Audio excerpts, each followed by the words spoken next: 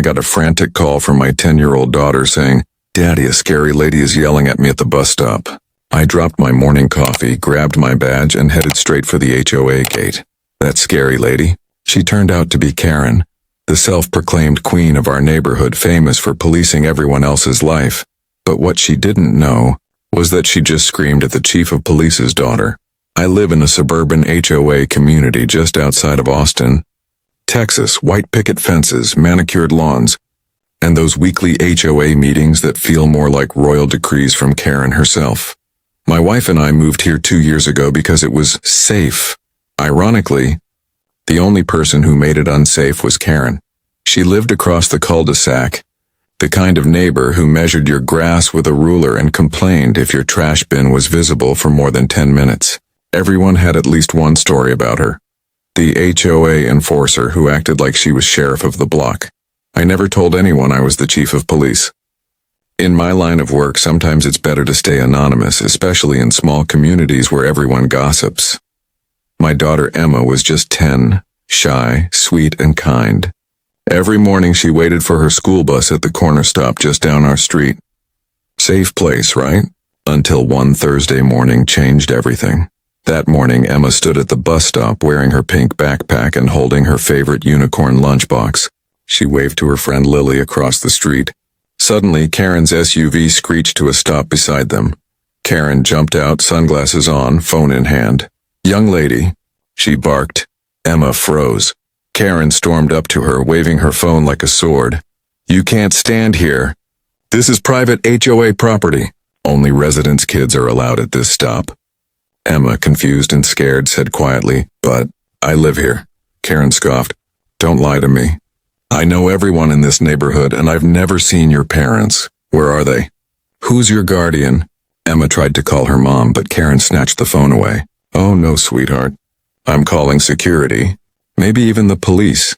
That's when my daughter managed to grab her smartwatch and hit the emergency preset. A direct call to me. When I got the call, I thought she was joking. Then I heard Karen's voice yelling in the background. I jumped in my unmarked police SUV and floored it down the street. When I pulled up, I saw Karen towering over my daughter, holding her by the arm as if she were detaining a criminal.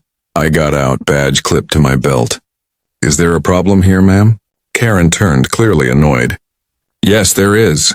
This child is trespassing on HOA property. She doesn't belong here." I raised an eyebrow. "That's my daughter you're holding." She blinked, momentarily confused. "Oh, well, I didn't know. But still, she can't." I showed her my badge. Chief Daniel Myers, County Police Department. Her face went pale. "Chief?" I said calmly. "Yes. And you just grabbed a police officer's child." The parents at the nearby stop began whispering. One mother filmed the entire thing. Karen tried to recover her composure. "I didn't grab her. I was just enforcing HOA safety rules." I stepped closer. "By yelling at a 10-year-old and taking her phone?" Karen's lips trembled. "It's my duty as HOA chairwoman to protect this community." I smirked. "Protect or harass?" Instead of apologizing, Karen doubled down. "You can't park here, officer, or not.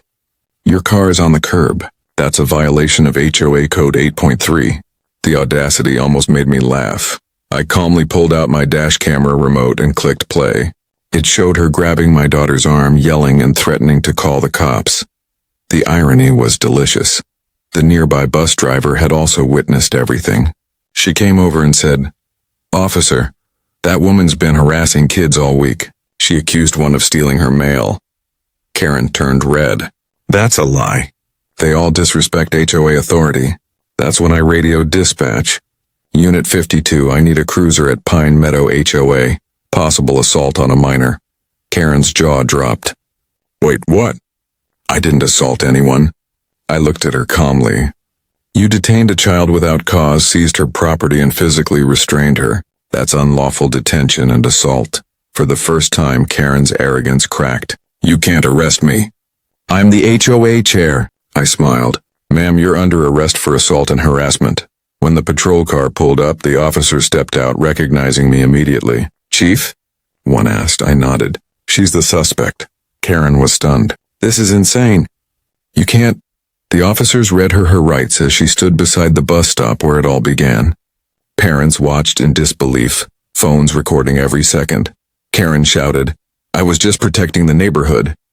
I replied, "No, you were intimidating children." As they cuffed her, my daughter quietly walked up to me and hugged my leg. "Daddy, am I in trouble?" I knelt and smiled. "Not at all, sweetheart. You did exactly what you should have done." Karen's arrest became the talk of the HOA Facebook group within hours. Her own board voted to suspend her indefinitely pending legal review. The community finally saw the truth, that their so-called protector was nothing but a bully in pearls. Weeks later, the neighborhood felt lighter. Parents started greeting each other more. The kids felt safe again at the bus stop. Karen pleaded guilty to misdemeanor harassment and community service. Rumor was she moved away quietly after that. At the next HOA election, the new board president thanked me personally for handling it professionally. I just smiled and said, "Sometimes justice happens right where you live." As for Emma, she's no longer afraid of the bus stop. She even waves at the bus driver every morning like nothing ever happened. Never assume authority gives you power over others, because sometimes the person you're yelling at might be the one who enforces the real law. Karma doesn't always wear a badge, but when it does, it shows up right on time. If you loved this real-life HOA karma story, make sure to subscribe to Hoa Karen Diaries for more dramatic revenge, neighborhood justice, and entitled people finally getting what they deserve.